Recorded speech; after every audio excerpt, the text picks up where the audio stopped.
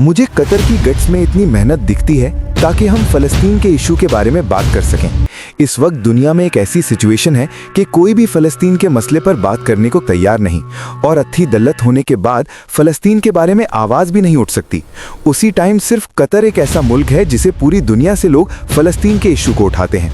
लेकिन अब क्वेश्चन ये है कि सारे अरब ममालिक वेस्टर्न कंट्रीज़ के ग़ुलाम आखिर बने कैसे? असल में आज से 100 साल पहले ऑटोमन एम्पायर उस्मानिया खिलाफत अपनी आखिरी सांसें ले रही थी, और ब्रिटेन, फ्रांस और बाकी सारे वेस्टर्न कंट्रीज़ ने उन्हें हर तरफ से घेर लिया था। लेकिन फिर भी इन सबको पता था कि जब तक ऑटोमन एम्पायर के अंदर से बगावत नहीं होगी तब तक ऑटोमन एम्पायर को हराना बहुत ही मुश्किल काम होगा। एंड ऑब्वियसली उन्होंने सबसे पहले ऑटोमन एम्पायर की सबसे बड़ी माइनॉरिटी अरबों की तरफ देखा, क्योंकि टर्किश लोग पिछले 400 साल से ऑलमोस्ट दुनिया के सारे अरबों पर हुकूमत कर रहे थे। लेकिन अब तक पिछले 400 साल से अरबों ने कभी भी उस्मानिया खिलाफत के खिलाफ कोई बड़ी बगावत नहीं की, क्योंकि उस्मानिया खिलाफत अपने आप को एक टर्किश एम्पायर नहीं बल्कि सारे मुसलमानों की खिलाफत समझते थे। लेकिन उस्मानिया खिलाफत के आखिरी ज़माने में ये एम्पायर बहुत ही कमज़ोर हो चुकी थी, और उनके आखिरी पावरफुल खलीफा सुल्तान अब्दुल हमीद ने बहुत कोशिश की कि इस एम्पायर को बचाया जाए। लेकिन अपने आखिरी ज़माने में उस्मानिया खिलाफत इकोनॉमिकली बहुत ही कमज़ोर हो चुकी थी, जिसकी वजह से तुर्की के अंदर खलीफा के खिलाफ एक ऑपोजिट पार्टी यंग टर्क्स बहुत तेज़ी से आगे बढ़ने लगे, और आखिर उनकी पावर इतनी बढ़ गई कि उन्होंने मिलकर खलीफा अब्दुल हमीद को तख्त से हटा दिया और उसके भाई महमद द फिफ्थ को खलीफा बनाया, जो सिर्फ एक नाम का खलीफा था और पावर्स उसके पास कुछ भी नहीं थे। सारी पावर सिर्फ और सिर्फ यंग टर्क्स के पास थी, जो बिल्कुल एक एंटी इस्लामिक और नेशनलिस्ट पार्टी थी। मतलब उनका मानना था कि तुर्की की सारी कमजोरियों की वजह इस्लाम और बाकी माइनॉरिटी आर्मीनियंस, ग्रीक्स और सबसे बढ़कर अरब हैं। इसीलिए यंग टर्क्स खलीफा के होते हुए भी तुर्की में अरबी सीखने पर काफी हद तक पाबंदी लगा दी, जिसकी वजह से अरब और तुर्कों के दरमियान हालात बिगड़ने लगे। और इसी टाइम का जबरदस्त फायदा उठाकर ब्रिटिश सीधा अरबों के पास गया और उन्हें कहा कि तुम ये तुर्कों की गुलामी क्यों कर रहे हो? तुम तो इतनी अजीम कौम हो और अरबों का अपना एक आज़ाद मुल्क होना चाहिए, और तुम्हारी इस आज़ादी को हासिल करने में हम ब्रिटिश तुम्हारी मदद करेंगे। और अंग्रेज़ों को पता था कि अरब उनकी बात तभी मानेंगे जब उनके पास अरबों में से ही एक बहुत स्ट्रॉन्ग लीडर मौजूद हो, और जब वो लीडर ऑटोमन एम्पायर के खिलाफ बगावत करे तभी सारे अरब हमारी बात मानेंगे। और कुछ ही अरसे में उन्हें इस काम के लिए सबसे ज़बरदस्त बंदा मिल गया, जिसका नाम था शरीफ हुसैन बिन अली। अंग्रेज़ों ने इस आदमी को बहुत सोच समझ कर चुना था, क्योंकि शरीफ हुसैन कोई आम आदमी नहीं बल्कि उनका ताल्लुक सीधा रसूल अल्लाह सल्लल्लाहु अलैहि वसल्लम के ख़ानदान बनु हाशिम से था, और वो आप सल्लल्लाहु अलैहि वसल्लम की बेटी फ़ातिमा के बेटे हसन रज़ी अल्लाह ताला अन्हो की औलाद में से थे। और सिर्फ यही नहीं बल्कि शरीफ हुसैन का ख़ानदान बनु कता पिछले 700 साल से मक्का को कंट्रोल कर रहा था। अंग्रेज़ों ने शरीफ हुसैन से वादा किया कि अगर वो ऑटोमन एम्पायर के खिलाफ बगावत करते हैं और इस बगावत में बाकी सारे अरबों को भी अपने साथ मिला लें, तो अंग्रेज़ उस्मानी खलीफा को हटाकर उन्हें मुसलमानों का नया लीडर बना देंगे और इराक से लेकर मिस्र, इजिप्ट तक ये सारा इलाका उनके हवाले कर देंगे। ये सारी बातें जब शरीफ हुसैन ने मक्का के लोगों को बताई तो मक्का के लोगों ने उन्हें फुल सपोर्ट किया, और इस तरह खिलाफत उस्मानिया के खिलाफ अरबों की सबसे पहली बगावत मक्का से शुरू हुई और आहिस्ता आहिस्ता बहुत तेज़ी से फैलती गई।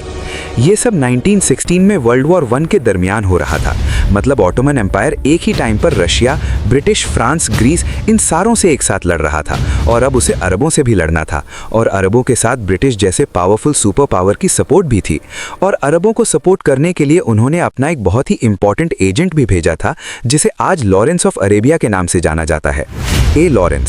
लॉरेंस ऑफ अरेबिया अरबों की ये बगावत इस हद तक ब्रिटिश कंट्रोल कर रहा था कि लॉरेंस ऑफ अरेबिया ब्रिटिश के एक आम से एजेंट ने सबसे पहले अरब पहुंचकर शरीफ हुसैन के तीनों बेटों का इंटरव्यू किया कि इन तीनों में से अरबों की इस बगावत को कौन लीड करेगा, और फिर इन तीनों में से उसने फैसल को चुना, क्योंकि उसे लगा कि फैसल में ब्रिटिश का वफादार रहने का सबसे बड़ा पोटेंशियल है। इस तरह कुछ ही सालों में फैसल ने ब्रिटिश की मदद से ऑटोमन एम्पायर से ये सारे इलाके छीन लिए, और अब 1918 में जब वर्ल्ड वॉर 1 खत्म होने वाली थी, ऑटोमन एम्पायर जो एक ज़माने में इतनी बड़ी एम्पायर थी अब सिर्फ इतनी सी रह गई। अब मिशन पूरा हो चुका था और जैसा कि अंग्रेजों ने वादा किया था, उन्हें शरीफ हुसैन को नया लीडर मान लेना चाहिए था। लेकिन अंग्रेजों ने शरीफ हुसैन से किए सारे वादे तोड़ दिए और आपस में बैठकर बेल्फोर डिक्लेरेशन साइन की, जिसमें अरब के अंदर यहूदियों के लिए इजराइल बनाने का क्लियर प्लान था। ये देखकर शरीफ हुसैन को ब्रिटिश पर बहुत गुस्सा आया और उन्होंने फलस्तीन में इजराइल बनाने की सख्त मुखालिफत की। अब यहाँ से हालात बिल्कुल चेंज हो गए, क्योंकि पहली बार शरीफ हुसैन और ब्रिटिश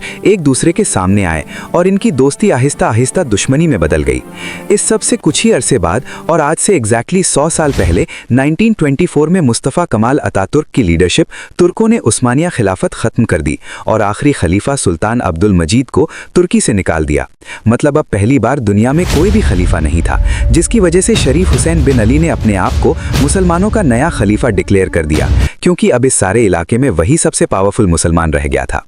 नाउ फ्रांस ये सब देखकर बहुत टेंशन में पड़ गया और उसने जाकर ब्रिटिश से कहा कि तुम पागल हो गए हो। तुमने मुसलमानों को एक ऐसा लीडर दिया है जिसका ताल्लुक रसूल अल्लाह सल्लल्लाहु अलैहि वसल्लम की फैमिली से है। वो मक्का में रहता है और अब खलीफा भी बन चुका है और अभी से उसमें इतना कॉन्फिडेंस आ गया है कि वो हमारे फैसलों के खिलाफ जाने लगा है, जिससे आहिस्ता आहिस्ता ब्रिटिश शरीफ हुसैन के लिए अपनी सपोर्ट थोड़ी कम करने लगा।